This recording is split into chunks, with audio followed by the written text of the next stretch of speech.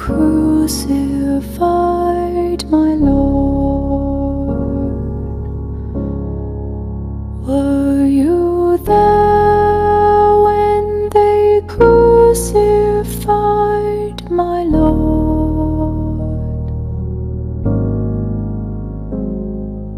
Oh, sometimes it causes me to tremble, tremble, tremble. Were you there when they crucified my Lord? Were you there when they nailed him to the tree? Were you there when they nailed him to the tree?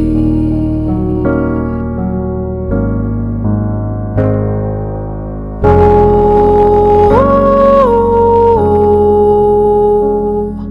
sometimes it causes me to tremble, tremble, tremble. Were you there when they nailed him to the tree?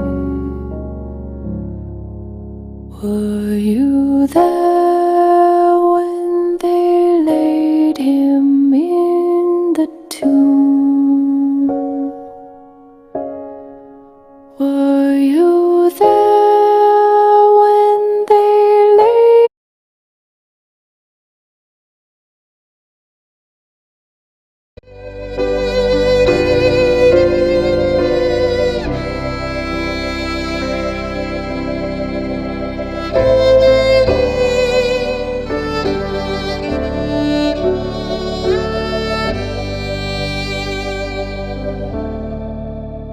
on a hill far away stood an old rugged cross, the emblem of suffering and shame. And I love that old cross where the dearest and best for a world of lost. Good evening, cherished viewers, fellow parishioners, ladies and gentlemen. I welcome you to another educative edition of the Catholic Lenten Journey here in St. Anne and Joachim. My name is Constance, your host. My panelists are ready. I'll introduce them to you shortly. But today, what are we looking at? We are discussing fasting and almsgiving. Of course, we are in Lenten season and we are focusing on the three pillars of Lent: prayer, fasting, and almsgiving. But today we are discussing fasting and almsgiving. The question is, do you fast? Are we doing it the right way? Are we giving alms at all? Who are we giving the alms to? This and many more will be discussed. Don't go away. We'll be right back.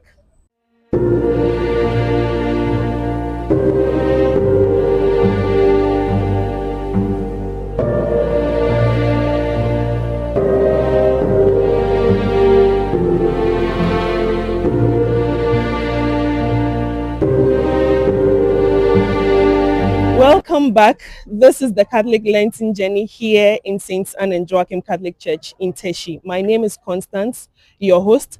My panelists are ready and they'll introduce themselves. To my right, I have Mrs. Elizabeth Yeboah. And to her right, we have Isaac Azaksanaba. And then to his right, we have Gilbert Gajepo. And to my extreme right, we have Anita Chumesi. Welcome, dear panelists. I hope you're all doing well. Thank you.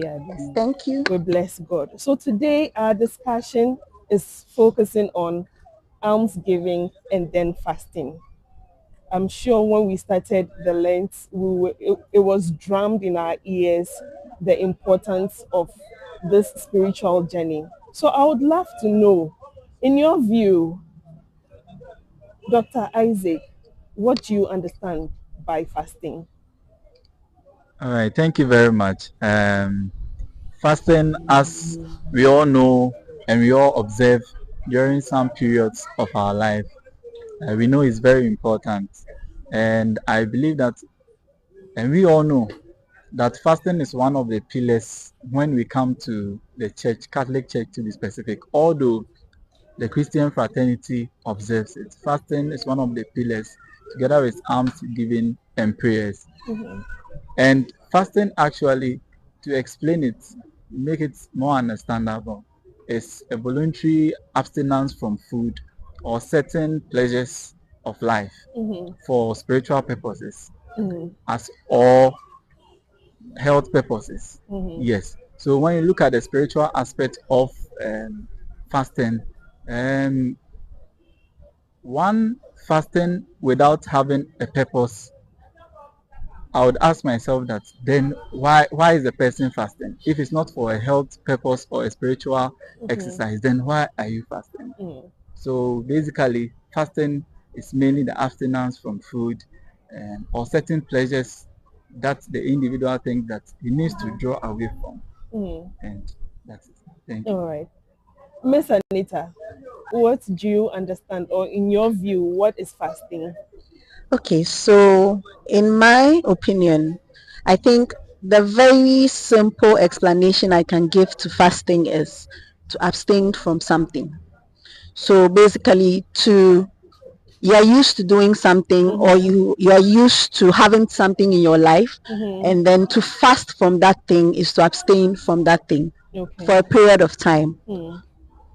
Most often than not, we all have reasons for fasting. So the reason that backs the fasting, as Doc said, can be varied. You can do it for health reasons, spiritual reasons, fitness reasons, actually, because there are some people who fast just to get in shape. So in my opinion, I think the layman's explanation for fasting is to abstain from doing something, not just food, from things we are used to, social media, gossiping, going out. Just stop doing it for a period of time, just to gain benefits from abstaining from that. Okay. Yes. All right. Gilbert, what do you think? Okay, for me, for this season of Lent, our fast is together to help us to focus on prayer. Okay. So as we fast, we pray, we seek the face of God. We fast, we seek the face of God. That is what we are doing during this season of Lent as we fast. Okay. Miss Elizabeth. Okay, so to add up to what my colleagues have said, um, in this Lent, according to the Catholic teachings, fasting it's an intentional abstinence from food or anything pleasure with the aim of trying to stay away from things of the flesh that gives you comfort, but then helping you to draw closer to God. And through prayer, reading the word, you fast. So fasting basically, like they have all said, abstaining intentionally from food, sometimes also from water, and from things that give you the pleasure of the flesh, so that you aim at drawing closer to God, which most of the time lead us to repentance or penance or asking for something from God. All right. Thank you. Thank you very much for your submissions. Since Gilbert has the mic, I would want to know, why do you fast personally? For me, my fast is to seek God's face. Okay. For me, my fast is to help me to have an encounter with God. Like Jesus did in the Gospel of Matthew, chapter 4, verse 1 to 11. After Jesus finished fasting, he was tempted by the devil. But because he knew why he fasted, he never gave out to the devil. That is what I do, to fast, to seek the face of God, and to be faithful to him. That is why I fast. Okay. Anita, why do you fast? Okay, so I think before I answer that, I just like to say that, like how what we've all said, abstaining from pleasures of the flesh, right? One thing I've realized with abstaining from something is that it helps in focus. You are able to focus on a particular thing if you shed off weight, in quotes, if you shed off things that are distracting. So if you are fasting, food can be distracting. Food is a pleasure. Once you eat it, we all understand that food is pleasure, That food right? is nice. It's nice. So it can, yeah, it makes you, it kind of distracts from focus a bit.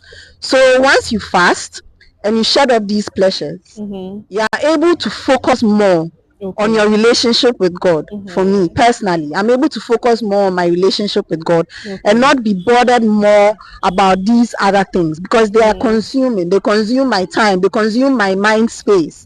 But once I fast, I'm able to focus my mind on God, listen for his word. Sometimes too, I fast because I need God to open a door for me. Yes, sometimes I need God to open a door for me. Like, I think in one of the Gospels, Jesus said that this can only be taken away by fasting. I'm paraphrasing, I don't know the exact word. So sometimes I fast also for God to open a door for me in that sense. So yes, those are some of the reasons why I fast. Miss Elizabeth, why do you fast? Okay, so personally, I fast because one, I see fasting as an act of love, of which when I undertake, it helps me increase my desire for God. And so I fast personally when I want to increase my desire for God and for spirituality. That is one. The second reason I fast is whenever I do something that I feel that I need to seek God's face for forgiveness, for example. Sometimes I fast because I feel that if I break myself, okay, by rejecting some pleasures, it will let God see how sorry I am. And so I fast so that He will forgive me. And sometimes I fast so I could be humble before God and feel that I totally depend on Him for supply. These are the reasons why I fast. Interesting. Doc, why do you fast personally? All right. So personally, I fast to grow in self-discipline as well as improve on my spiritual life. And we all know that when it comes to something that you want to do, you doing it repetitively, doing it over and over again, every day you are at it and doing it, makes you conscious about it, that and makes it part of you at the end of the day. So if you take the Catholic Church, for instance, we fast for about 40 days, right? So we fasting throughout the 40 days, and me wanting to improve on my spiritual life with God. That is to say that improve on reading of the scriptures, meditating upon it more, as well as prayers. It's actually going to help me more, because during times that we're not fasting, although there are times that we fast when we are not in the season of Lent, but during the periods that we fast, that's the Lenten season, this is a period that you'll be able to focus on God more, because it's a communal fasting period that we are having, and you can't take yourself out. Although people are doing it, we are not just doing it to show that we are fasting, but we have purpose for which we are fasting. As Brother Gilbert mentioned, when you look at Matthew chapter 4, that particular chapter was talking about Jesus' ministry. Before he started his public ministry, he fasted and prayed for 40 days. and 49. Why did he fast? That's the question that we need to ask ourselves.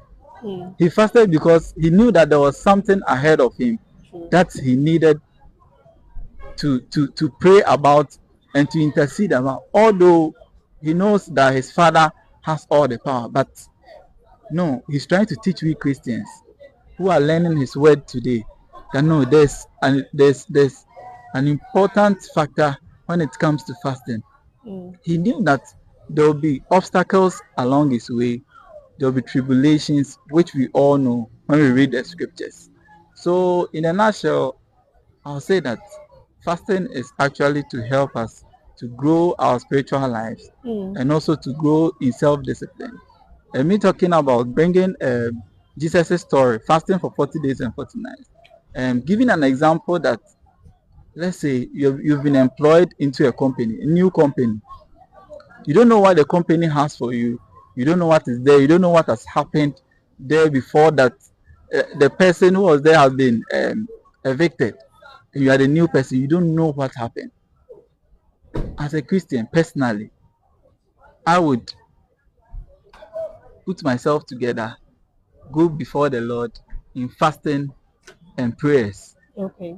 And seek the face of the Lord, that whatever obstacle that is ahead of me, may the Lord help me. We have no power. It is only God who can help us in all that we do. So we need to always seek the face of God. And we all have different ways by which we seek the face of God. I believe that fasting is very important, combining it with prayers. Thank you. All right. So my follow-up question will be, how often should we fast? And I know we all fast. I don't know if there's a defined way for everyone to fast. Everyone understands fasting differently, but I don't know if there's a defined way. How often should we fast? And also, what is the right way to fast? I don't know if there's something like that, because I'm sure someone may wake up today, they've abstained from food, they've said the Lord's Prayer, they've said a few Hail Marys. To them, they are done with their fasting. Does it count? Or what is the right way to fast? And then how often should we fast? All right. So when it comes to fasting, we are Christians, and for every activity, not even coming to Christian, social activity, for every activity that we involve in, we need to have an aim or a purpose or a